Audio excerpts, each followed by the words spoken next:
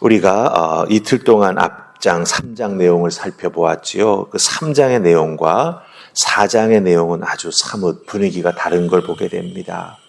3장의 내용은 어땠습니까? 예루살렘으로 돌아온 모든 사람들이 힘을 합쳐서 예루살렘 성벽을 재건하는 일에 동참한 것을 보게 됩니다. 한 사람 한 사람 혹은 한 가정 혹은 어떤 직책에 있는 사람, 모든 사람들이 힘을 합쳐서 예루살렘 성벽을 재건하는 일에 정말 한마음이 된 것을 보게 됩니다. 그런데 4장의 내용은 사뭇 다르지요. 주변에 있던 이방 사람들, 그런 사람들이 시기하는 자들이 공사를 방해하는 일들을 기록하고 있는 걸 보게 됩니다. 그 공사를 방해하고 대적하고 두려움을 유발하는 그런 내용 앞에 그런 소리를 듣고 또 유다 사람들 중에는 두려움에 빠져서 느헤미야에게 나와 사정하는 이들이 있죠. 이게 가능하겠냐라고 부정적인 말을 하는 사람도 있는 것을 우리가 발견하게 된다라고 하는 거죠. 너무나 기대하고 소망하는 일을 시작했는데 어려움을 갑자기 만난 겁니다. 그렇죠? 마음을 합쳐서 일을 잘 시작해서 나아갔는데 시작은 너무나 좋았는데 중간에 갑자기 반대되는 일들을 경험하게 되었다라고 하는 거예요. 그 어려움. 내용을 보자면 산발락과 도비아가 조롱하기를 시작합니다. 비웃기를 시작합니다. 또한 기습 공격을 계획하고 있다라고 하는 소식이 들려오기도 합니다. 이런 것들이 계속 들려오게 되니까 열심히 일하고 있던 유다 사람들에게도 어떻게 됩니까? 두려운 마음이 생기게 되는 거죠. 거기에 빠지게 되고 부정적인 생각이 정말 걷잡을 수 없이 사람들 사이에 퍼져나가는 것을 우리가 오늘 말씀 속에서 보게 된다고 하는 거죠. 그럼 어떻게 해야 되겠습니까? 두려움에 사로잡혀서 공사를 그만두고 포기해야 될까요? 진짜 조롱의 대상이 되어야 할까요? 느헤미야는 그렇지 않다고 우리에게 말하고 있습니다. 믿음 생활 잘해 나아갈 때 갑자기 우리에게 도전하는 일들이 일어날 수 있습니다. 우리의 마음을 아프게 하는 일들이 일어날 수 있습니다. 우리를 두렵게 하는 일들이 일어날 수 있습니다. 그럼 그럴 때마다 주저앉아야 될까요? 그럴 때마다 신앙생활 포기해야 될까요? 그렇다고 한다면 아마 많은 분들이 정말 하나님 나라에 갈 수 없을지도 모릅니다. 신앙을 중도에 포기했는데 어떻게 하나님 나라에 갈 수 있겠습니까? 영생을 소유한 사람으로서의 아름다운 모습이 온전히 드러나지 못하게 된다라고 하는 거죠. 그럼 어떻게 해야 되겠냐라고 하는 거죠. 극복해내야 합니다. 이겨내야 합니다. 영적으로 싸워 승리하는 우리가 되어야 된다라고 하는 것이죠. 느헤미야는 그 싸움의 방법, 영적으로 싸워 승리하는 방법을 오늘 말씀에서 우리에게 두 가지 알려주고 있습니다. 이 느헤미야가 이 조롱과 두려움 앞에서 어떻게 싸워 나아갔나 그것을 잘 알고 내 것으로 만들면 어떻게 될까요? 우리도 싸워 승리하게 될 줄로 믿습니다. 자, 그 믿음을 소유하기 위해서 느헤미야가 어떻게 싸웠는지 그 방법을 한번 우리 살펴보십시다. 자, 첫 번째 느헤미야가 사용한 방법은 4절과 5절에 나옵니다. 우리 4절과 5절 같이 읽으십시다. 찾으셨습니까? 읽습니다. 시작.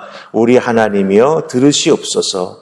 우리가 업신여김을 당하나이다. 원하건대 그들이 욕하는 것을 자기들의 머리에 돌리사 노략거리가 되어 이방에 사로잡히게 하시고 주 앞에서 그들의 악을 덮어두지 마시며 그들의 죄를 도말하지 마옵소서. 그들이 건축하는 자 앞에서 주를 노하시게 하였음이니이다 하고 아멘. 자, 4절 5절 잘 보니까 이게 뭐 하는 겁니까? 우리 하나님이여 들으시옵소서라고 말하죠. 즉 기도하는 겁니다. 느헤미야는 기도하고 있다라고 하는 거예요. 이 어렵고 힘든 상황 앞에서 놀라지 않고 덩달아서 같이 불안해하지 아니하고 하나님 앞에 기도합니다. 이걸 다른 말로 바꾸면 뭡니까? 느헤미야는 기도의 사람이라고 하는 거예요. 여러분 한 분 한 분도 기도의 사람이 되어야 합니다. 기도하는 사람이 될 때 불안하거나 어렵고 힘든 일을 맞서서 싸워 승리하며 나아가는 여러분이 되실 수 있다라고 하는 거예요. 느헤미야는요 한 번만 지금 기도한 게 아닙니다. 이 4장 여기까지 오는 과정 중에 느헤미야는 벌써 앞에서 2번이나 기도하는 모습을 보여주었습니다. 첫 번째는요, 예루살렘에서 형제가 돌아오지 않습니까? 그래서 그 소식을 알려주죠. 예루살렘의 형편을. 그 소식을 듣고 마음속에 너무나 슬픈 마음이 들어서 하나님 앞에 울며 금식 기도합니다. 그게 1장 4절에 나와요. 그 다음에 하나님 앞에 금식 기도를 하다가 2장 4절에 가서 보면은 술관원이 되어가지고 아닥사스다 왕 앞에 나아가게 되죠. 그때 그 얼굴에 느헤미야 얼굴에 근심이 있는 걸 보고 아닥사스다 왕이 너 무슨 일 있냐라고 물어보지요. 그때 이 느헤미야가 그 왕 앞에서 짧은 순간이지만 하나님 앞에 기도합니다. 하나님 도와주세요. 그리고 왕 앞에 나아가 내가 내 고국으로 돌아가기를 소망한다. 예루살렘의 성벽이 무너져서 어려움을 당하고 있다는 소식을 내가 들었는데 하나님께서 내게 돌아가라고 하는 마음을 주셔서 내가 돌아가고 싶습니다. 왕에게 돌아가는 것을 허락해 달라고 이야기합니다. 그때에도 기도했습니다. 아닥사스다 왕이 허락해 주었죠. 그리고 오늘 말씀 4절, 5절에서 느헤미야는 세 번째로 기도하고 있다라고 하는 거예요. 그럼 기도하는 내용 잘 보십시다. 4절 한번 여러분 보시기 바랍니다. 무슨 기도합니까? 대적들이 우리 이 유다 백성들을 향해서 조롱하고 대적합니다. 그걸 욕설이라고 하는 말로 표현을 했습니다.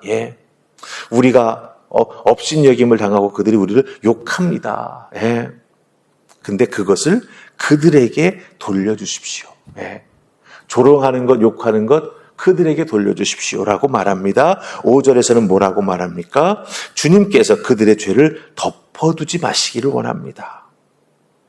그들의 죄가 그들에게 돌아가기를 원합니다. 이렇게 기도하는 것을 보게 됩니다. 여러분 잘 보세요. 단순히 화가 나서 분풀이 기도하는 게 아니었다라고 하는 것이죠. 하나님 앞에 간절한 마음으로 기도하는 느헤미야의 모습을 보게 된다라고 하는 것입니다. 이 어렵고 힘든 상황을 기도로 이겨내고 있습니다.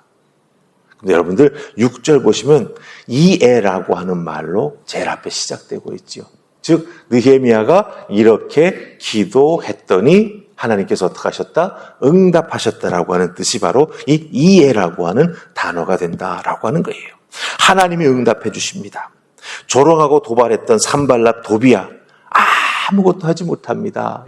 말로는 떠들었을지 모르지만 하나님께서 그들의 손발을 꽁꽁 묶어 놓으셨습니다. 그래서 그 응답의 결과가 어떻게 되죠? 성벽 전부가 연결되었다. 예루살렘 도시 전체를 성벽으로 뺑 둘러싸는 일이 완성되었다. 비록 높이는 완전하지 못했지만 절반 정도의 높이였지만 그럼에도 불구하고 어떻습니까? 성벽이 일단 다 연결되었다라고 하는 거예요. 성벽은 높이가 꽤 됩니다. 그렇죠? 절반 정도만 돼도 사람 키보다 훨씬 높다라고 하는 거예요. 그럼 어느 정도 방비하고 싸워낼 수 있다라고 하는 거죠. 하나님께서 이렇게 기도할 때 응답해 주셨다라고 하는 것입니다. 여러분들 예루살렘 소식 들을 때 기도했습니다. 또한 결단의 순간이 왔을 때 순간적으로 하나님 앞에 날 도와주십시오라고 기도했습니다. 두렵고 어려운 일이 눈앞에서 벌어지고 있을 때 어떻게 했습니까? 느헤미야는 기도했습니다. 기도의 사람으로서 이 모든 것을 이겨 나아가고 있다라고 하는 거죠. 우리들의 인생도 마찬가지입니다. 두렵고 힘든 것들을 경험하게 될 때 처음 감정적으로 느낌이 있지 않습니까? 그럴 때 어떻게 됩니까? 하나님의 이름을 부르며 기도하는 우리가 되어야 되지요. 그리고 그 사람과의 관계 속에서 어려움을 느끼고 두려움을 느낄 때가 있습니다. 그럼 어떻게 됩니까? 바로 그 자리에서 하나님 나 도와주세요. 이 어려움에, 이 두려움에, 인간관계 속에서 내가 무너지지 않도록 나를 지켜주십시오. 기도하며 나아갈 때 하나님께서 역사해 주신다라고 하는 거 꼭 기억하시고 여러분 어렵고 두려움을 느낄 때마다 기도의 사람 되시기를 주님의 이름으로 축복합니다. 아멘. 자, 두 번째입니다. 우리 14절 말씀 보십시다. 14절 다 찾으셨습니까? 같이 읽습니다. 시작. 내가 돌아본 후에 일어나서 귀족들과 민장들과 남은 백성들에게 말하기를 너희는 그들을 두려워하지 말고 지극히 크시고 두려우신 주를 기억하고 너희 형제와 자녀와 아내와 집을 위하여 싸우라 하였느니라. 아멘. 자, 느헤미야는요, 두려움 앞에서 어쩔 줄 몰라 하지 말고 하나님을 기억해 보라고 말합니다. 무슨 뜻입니까? 바벨론에서 예루살렘까지 너희들이 어떻게 올 수 있었냐? 어떻게 여기까지 올 수 있었냐? 그것은 하나님의 은혜와 역사가 아니면 올 수 없었다라고 하는 거죠. 그 오는 과정 속에서 하나님이 어떻게 지키시고 하나님께서 어떻게 인도해 주셨느냐? 그것을 기억해 보라고 하는 것입니다. 그리고 여기 와가지고 예루살렘 성벽을 재건해 나아가는 과정 중에 하나님께서 어떻게 보호하시고 역사해 주셨느냐. 그걸 기억해 보라라고 말하고 있습니다. 산발락과 도비야 조롱하고 도발했죠. 하지만 그들이 결코 아무것도 하지 못했습니다. 그러기에 그들을 두려워하지 말고 지극히 크고 두려우신 주를 기억하라라고 말합니다. 그 사람들을 기억해야 될 게 아니고 그들이 말한 내용에 사로잡혀가지고 어쩔 줄 몰라 할 게 아니고 우리가 기억해야 될 것, 우리가 붙잡아야 될 것, 우리가 매달려야 될 것은 하나님이다. 하나님의 말씀이다. 하나님의 능력이다. 하나님이 나를 어떻게 보호하시고 이끌어 주는지 그것을 기억하고 앞으로 한 발 내딛고 나아가는 우리가 되어야 하는데라고 말하고 있습니다. 그래서 기억하라라고 말한 다음에 느헤미야가 뭐라고 말하죠? 한 발 앞으로 나아가야 된다고 말합니다. 어떻게 나아가야 된다고 말합니까? 여러분들 14절 뒷부분 잘 보시기 바랍니다. 두려우신 주를 기억하고 너희 형제와 자녀와 아내와 집을 위하여 싸우라고 말하고 있습니다. 하나님을 기억했으니 하나님 도와주심 하나님의 능력 있으심을 너희들이 기억했으니 그 하나님을 믿고 이제 뭐라는 거예요? 행동하라고 하는 거예요. 두려움에 매달려 휩싸여가지고 어쩔 줄 몰라 덜덜 떨고 주저앉아 있지 말고. 맞습니다. 우리는 마음에 두려움이 생길 때 오히려 문제보다 크신 하나님을 바라봐야 하는데 문제 바라보느라고 정신없어서 하나님을 놓치는 경우가 있다라고 하는 거죠. 진정 하나님을 경외하고 하나님의 능력을 믿는다면 여러분 우리 주변에 일어나고 있는 어렵고 힘든 일들 그 두려움을 이겨나가는 우리가 되어야 되죠. 그런 믿음으로 나아가게 될 때 우리는요 세상이 감당하지 못하는 하나님의 사람이 되는 줄로 믿습니다. 여러분 한 분 한 분이 믿음의 사람인데 세상이 여러분들을 어떻게 감당하겠습니까?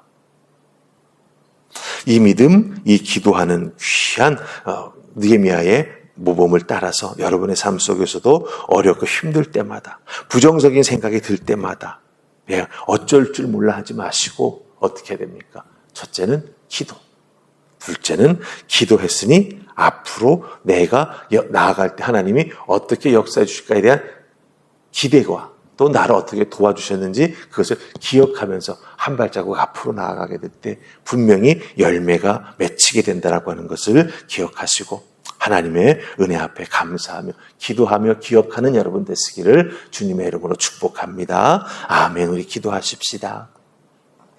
좋으신 하나님 은혜 감사합니다. 오늘 주신 말씀 우리들 마음에 잘 담게 하여 주시옵소서. 두려움이 몰려올 때 그 두려움에 사로잡히면 우리는 어쩔 줄 몰라 합니다. 그러나 그 어쩔 줄 몰라함이 결코 믿음의 사람들의 모습이 될 수 없음을 저희들 오늘 말씀 속에서 깨달아 알게 됩니다. 느헤미야의 그 담대한 믿음, 기도하는 믿음, 두려움을 이기고 행동해 나아가는 믿음 배우게 하시고 그것을 우리들의 삶 속에서 실천해 나아가는 우리 모두가 되게 하여 주시사 우리의 인생의 두려움과 어려움을 극복하고 마침내 하나님께 영광 돌리는 귀한 믿음의 열매를 맺는 우리 모두가 되게 하여 주시옵소서. 감사하옵고 예수님 이름으로 기도하옵나이다. 아멘.